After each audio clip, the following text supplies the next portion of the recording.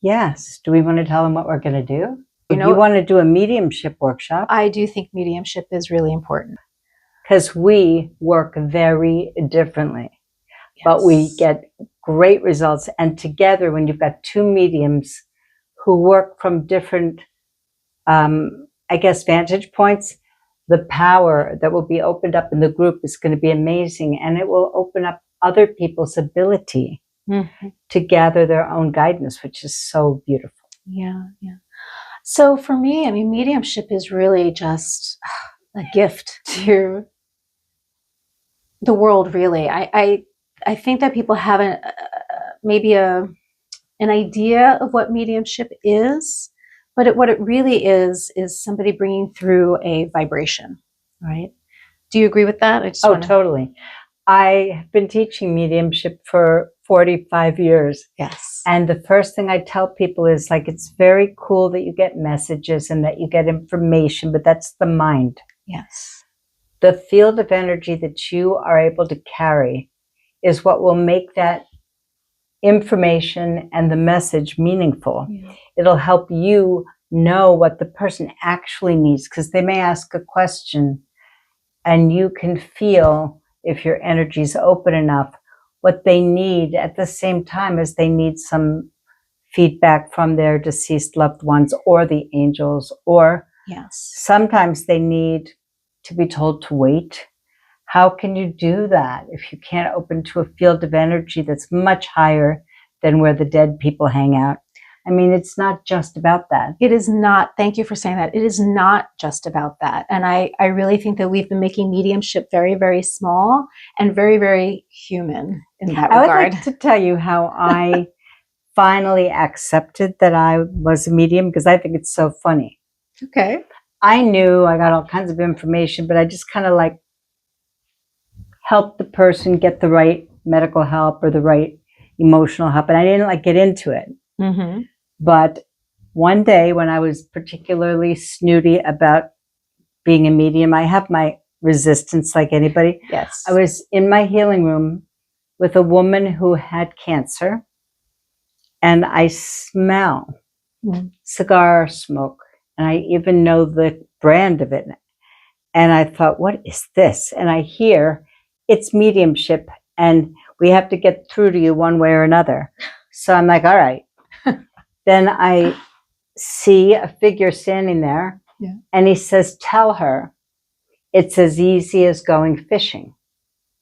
I'm like, I'm going to tell this person who's ill that it's as easy as going fishing, and she's going to think I'm crazy or that I'm talking about dying, and I don't know what this means. Right. So I summoned my courage, and I said, I don't know why, but I'm smelling Borkum Riff, smelling, I know that scent because I had a friend who used to smoke it. Mm-hmm. And a guy just showed up here, and I saw him, which is unusual.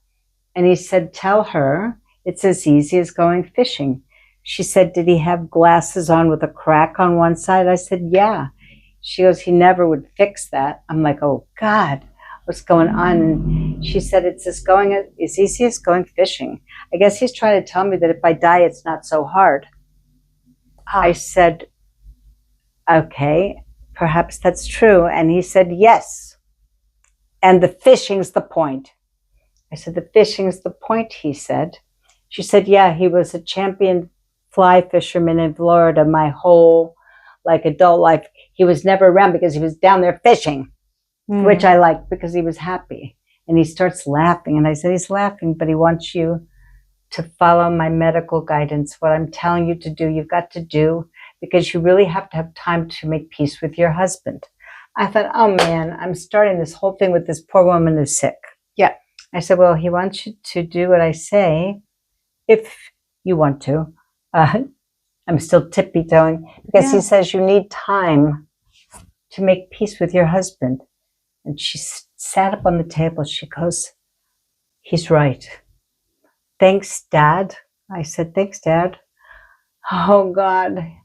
They're like talking to me in like whole, I mean, I always got pieces of information, but I just kind of made light of it. Mm-hmm. But this was serious. And I went downstairs later from my apartment, She was sitting in the car talking with her husband, still in front of the house 2 hours later. So I guess she was working out stuff with her husband. And after that, I was very aware that at any point I could ask and receive the presence of someone who was needed. And sometimes they showed up whether I asked or not. But that's hard because then you have to decide whether the person is asking for them and not really saying it. Mm-hmm. Yeah. So I try to get people to admit that they want to talk to their mother before I say anything. You know, it's a tricky business. So mediumship has to really be focused on the needs of your client. Any old person can say anything, and dead people don't know any more than the living, but they do know their person and they know when something's not finished. Yes. Yes. I love that explanation and that story. It's beautiful. Very beautiful. But yes, I feel like this sense of mediumship being, show me what you know, and people kind of taking an edge or an attitude towards it. And this to me, I mean, I understand and I have a lot of empathy for that, as coming from somebody who didn't know what mediumship was until my 30s. How did it come to you? I told you my story of it was always happening, but I was just kind of blowing it off. What made you finally understand that that was your work? Well, I did have, I had an experience about 26 years ago, and it was right before my father passed away.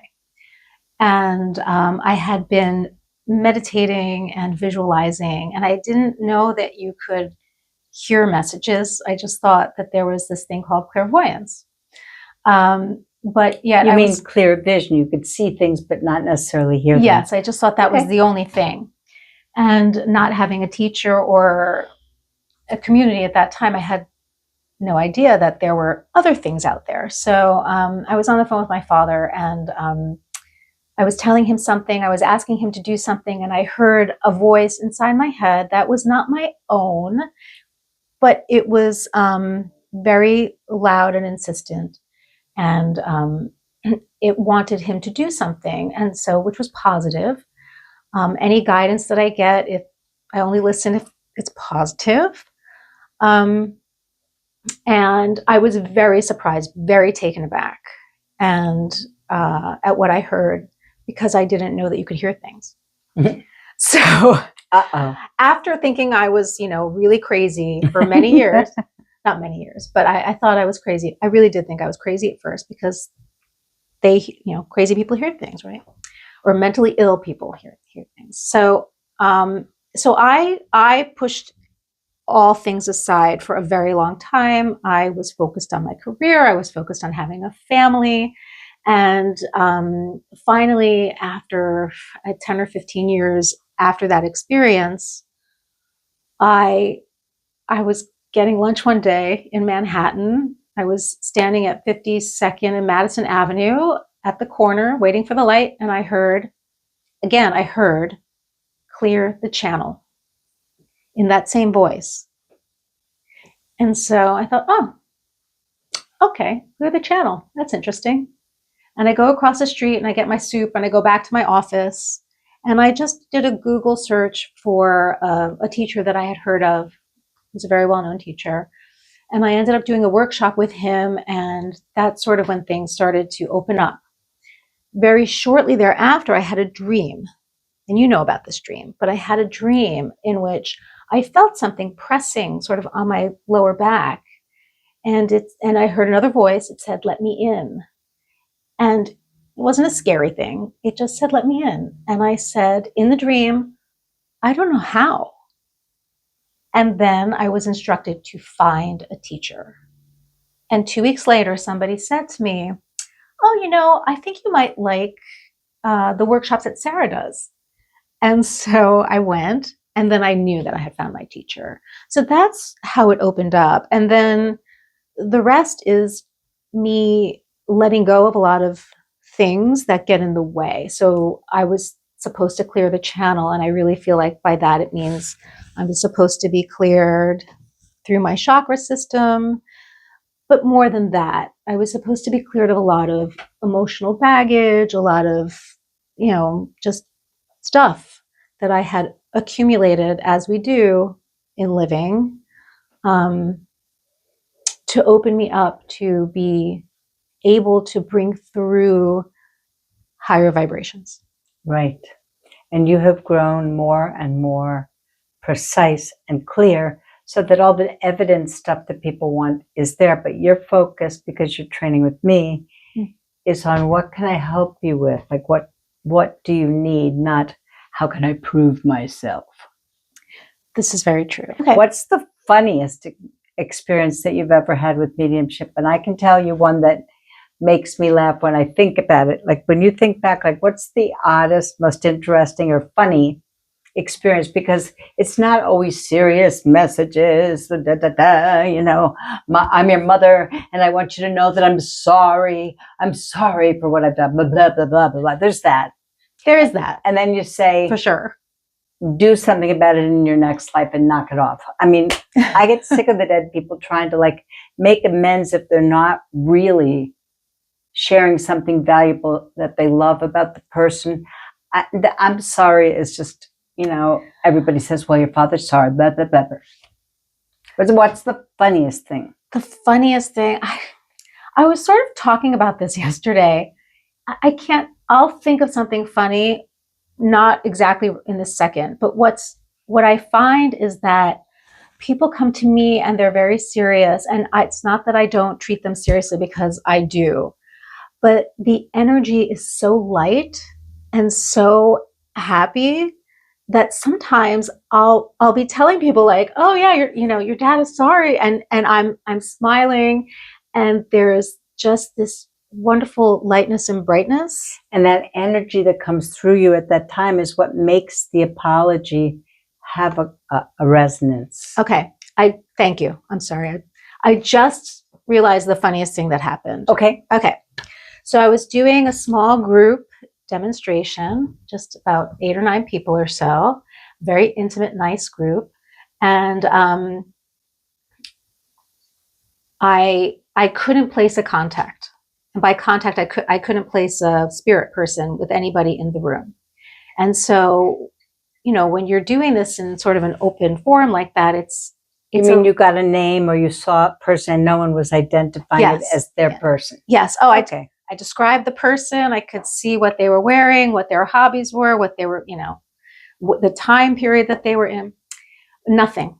And so finally I just said, well, I'll let go of this person. And then I was kind of just sitting in silence for a few minutes until I heard the song, Jeremiah was a bullfrog.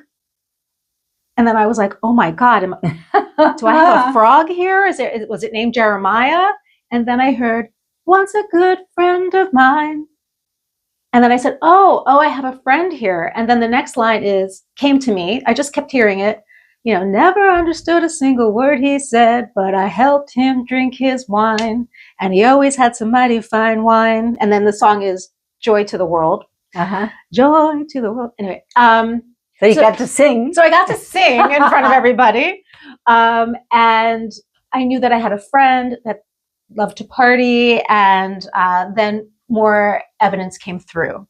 And then the singing continued with, I heard the song Smoking in the Boys' Room. And I said to the person who was taking the contact, I said, oh, and you smoked in the bathroom. And she said, every day. So that was fun. That was actually fun. And it really lightened the room, and it made me feel Did you ever good. Find out who Jeremiah belonged to? Or what the connection was? It was the way to get me to the friend. Was a good friend of mine. That was the point. You took the wrong part of the song. Yeah. Yes, because it really worked out great. It worked out great, and it was a lot of fun. If you have a lot of faith and you just keep going, there really isn't anything that happens in those circles that doesn't have meaning. We just don't always know what it is. Yes, this is very true. Well, the non-believers are the best. Why do you say that? Because I was one of them and the biggest pain in the ass. And so I want to tell you my favorite Okay, story. tell me your favorite story. My favorite story about having to well, there's two of them. One of them was, there was a woman who had lost her lover had walked out on her, and her father died in the next week. So she lost both the men in her life. She came and she was crying hysterically on my healing table. And I was like, sympathetic and supportive and like clearing her and clearing her and clearing her. And I'm finally like, what am I going to do with this woman? It was like an hour and a half of crying. I'm handing her tissues and I'm like, what do I do with her? And I heard, step away from the table. And I'm like, I can't. She's so upset. And I've got my hand on her heart and I'm just doing all my healing stuff. And I'm hearing this like not too patient voice saying, Sara, step away from the table. I can't. She's so upset.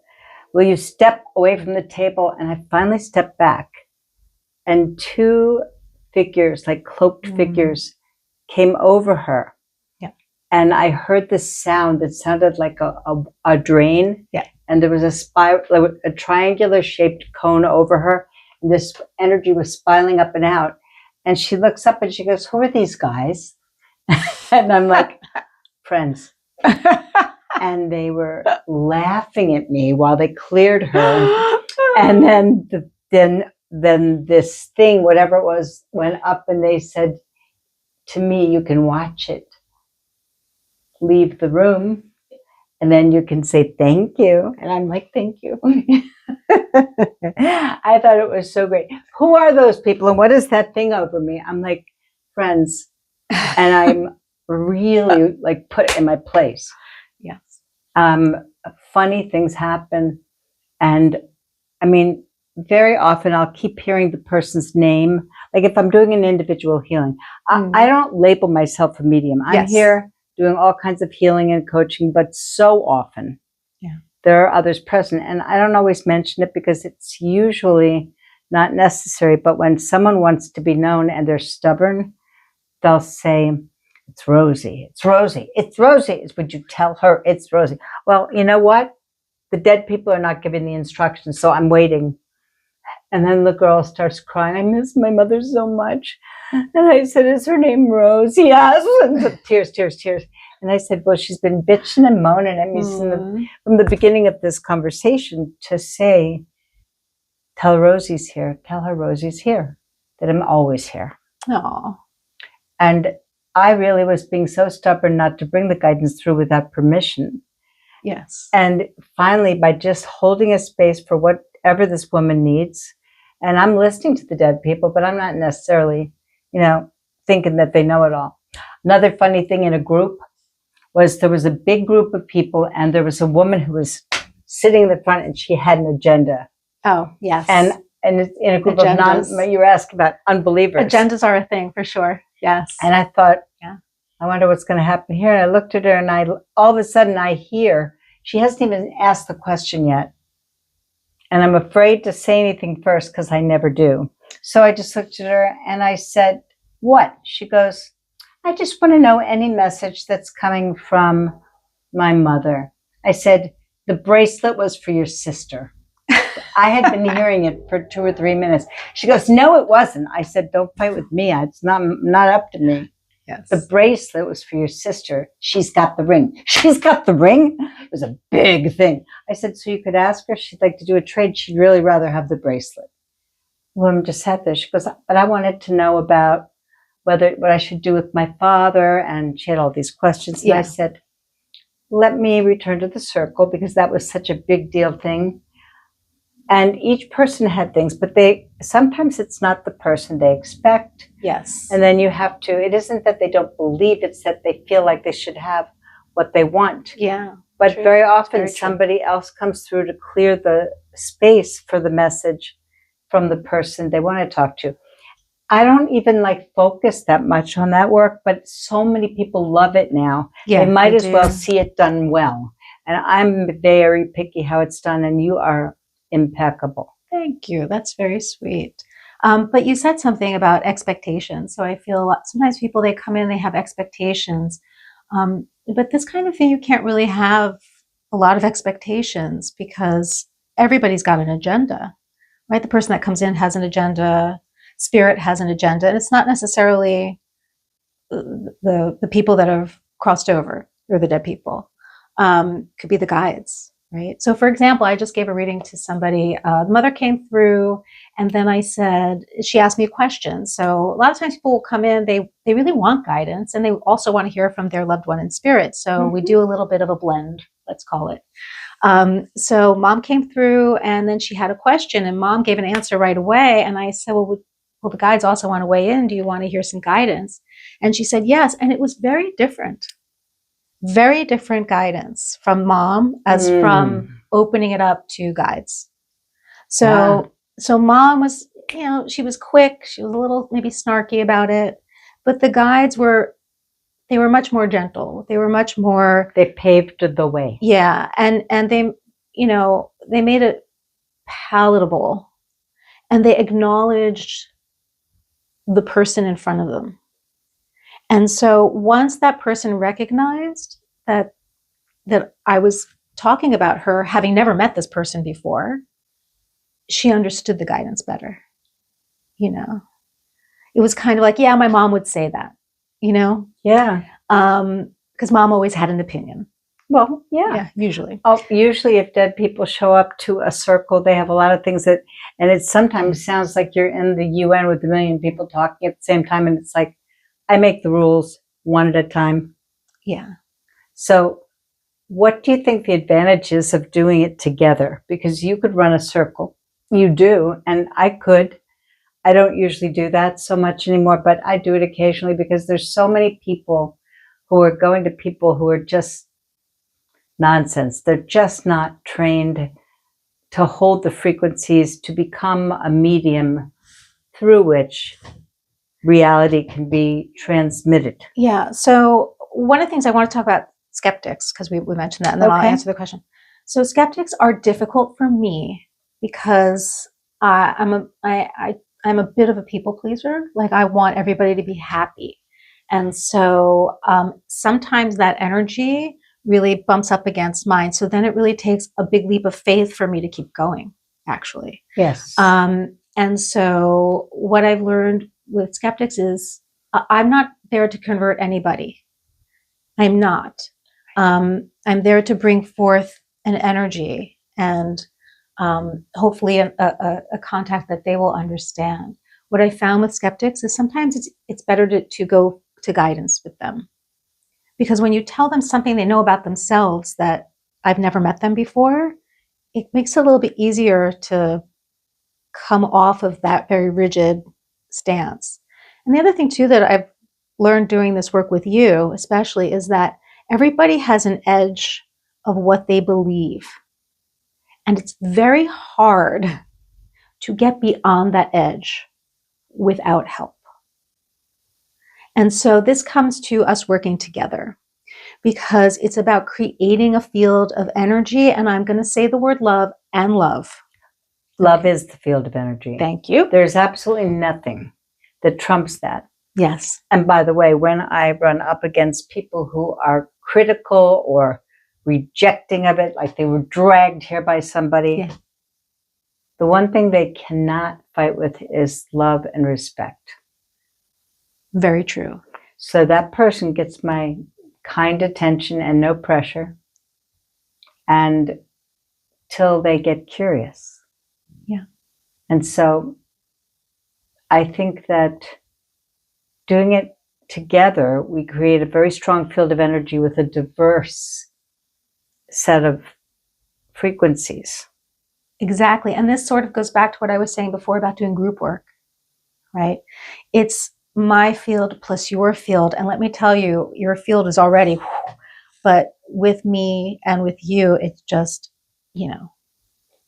I love that we're going to work together because I really feel the world needs to also see people not competing, but working for the good of everyone. And that's what I know about you. I actually don't work with anyone else. Thank you. And I have helped and supported many mediums to develop their craft. but you're the person who's worked the hardest to clean up your act, to keep it real, to be kind and loving and fair. And I think people who are opportunistic doing this work ruin themselves very quickly, and they hurt people. So if somebody's resisting what I'm saying, I say, well, I wonder why they said it. Let's see if we get some more information. You know, I don't need anybody to believe the first thing I say. Yeah. Usually they get something they were looking for if they really want it. Yeah. So when we begin, I'm going to invite people to get in touch with not so much who they want to talk to, who they want to confront, who they want to get forgiven, but just to feel what they actually feel. And in a presence of so much love, people are going to really feel the need they have. Yes. And that is what attracts the highest level of information and guidance. Yeah. And I just wanted to say that a recent experience, this is really what mediumship is about. We talked about the L word, love word. So again, I was doing a small group and I brought through this woman's husband. She recognized the husband. And then I brought through the message from the husband. And she said, I can feel the love. I can feel his love. Congratulations. That's why I'm willing to work with you. That's what it takes to be a medium through which the communication isn't just words and information to prove yourself. No, it's about Rosie, Rosie, Rosie. I heard you the first time. When the woman's ready to receive your love, I'll open my mouth. It's going to be exciting to work together because what's really true, the reason you've progressed so much is you've worked with me so much and you've been in groups, every group I've done, pretty much. Yeah. And in the group setting, whatever still needs to be downloaded into your individual instrument is being done. And so everyone who comes to work with us, if they have gifts of their own, whether it be creative gifts or mediumship gifts or healing gifts, those things will be amplified and expanded if they come to us with a spirit of curiosity and openness. They will receive instruction if they want it, information if they need it, and whatever the thing is they long for the most will get fulfilled, sometimes in the oddest and most interesting ways, but we really want to provide something unique. So we're going to do this together. Please come. If you have any interest at all in either being a receiver of guidance or potentially a person capable of sharing these gifts in the world.